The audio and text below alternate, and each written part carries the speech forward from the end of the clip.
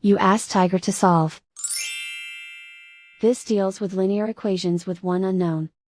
The final result is b equals -9. Let's solve it step by step. Group all b terms on the left side of the equation. Add 3b to both sides. Group like terms. Simplify the arithmetic.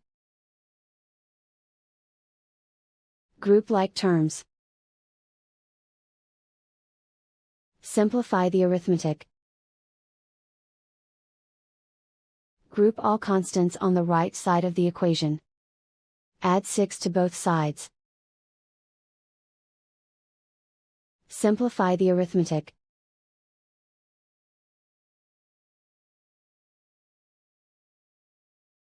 Isolate the b. Divide both sides by -6. Cancel out the negatives. Simplify the fraction. Move the negative sign from the denominator to the numerator. Find the greatest common factor of the numerator and denominator. Factor out and cancel the greatest common factor. And so the final result is b equals -9.